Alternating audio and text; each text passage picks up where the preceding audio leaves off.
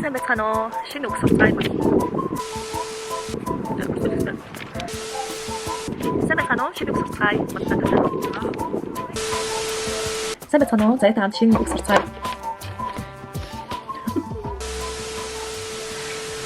Сайн байцгаана уу? Ингээд шинэ сурал рилээрээ мэдчилж байна.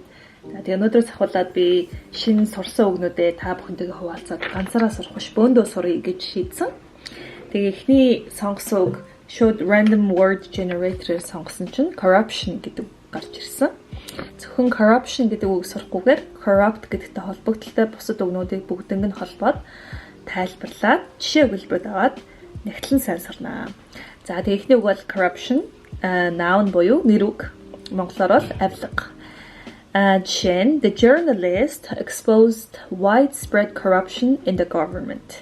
За тэгээ нүгэлбэр нь болохоор сэтгүүлч засгийн газарт өргөн хүрээг хамарсан авилгын хэргийг илрүүлжээ гэсэн утгатай. За дараагийнх нь үг нь болохоор corrupt. Энэ нь adjective буюу тэмдэг нэр, verb буюу үйл үг байх бас боломжтой. За тэгээ орчуулах юм бол авилга давтсан, хэн нэгнийг ёс суртахуунгүй болгох. За тэгэхээр тэмдэг нэр нь авилга давтсан, үйл үгээр болохоор хэн нэгнийг ёс суртахуунгүй болгох гэсэн утгатай байх нэ. Adjective дээр нь жишээ өгүүлбэр the corrupt official accepted bribes from several companies.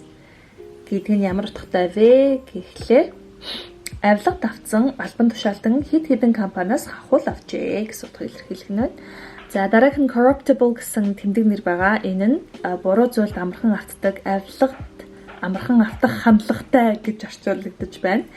Жишээлбэл he's honest now, but some fear he may be corruptible under pressure гэдэг нь болохоор тэр одоохондоо шудраг байгаа ч гэсэн зарим хүмүүс түүнийг одоо дарамтанд ороорвол авилга авах магадлалтай гэж үзэж байна.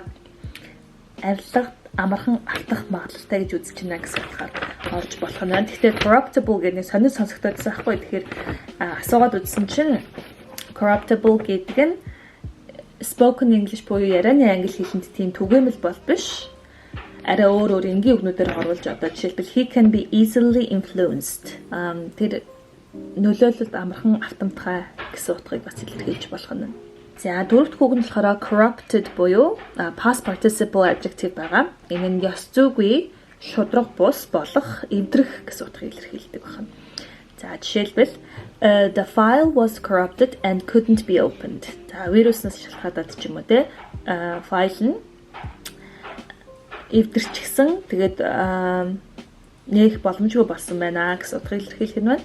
Дараагийн жишээ нь the boy was corrupted by the gang's bad influence гэдэг нь хүүл гэдэг те. Энэ нь юу гэж хэлмээр юм бэ? Хүүг гинт бүлэглэлийн нөлөөгөөр ёс суртахуунаа алдсан гэж хүмүүс ярьж байна. The boy was corrupted гэхээр passive буюу идэхгүй хэвлэлээр бичигдсэн өгүүлбэр байна.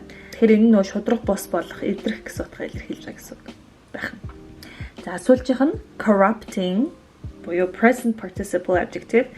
The been present participle, past participle гэдгийг дараагийнхаа бичлэгээр тайлбарлаж өгнө. За энэ нь болохоор ёс суртахуунд муугаар нөлөөлөх үйц гэсэн утгатай тэмдэг нэр байна.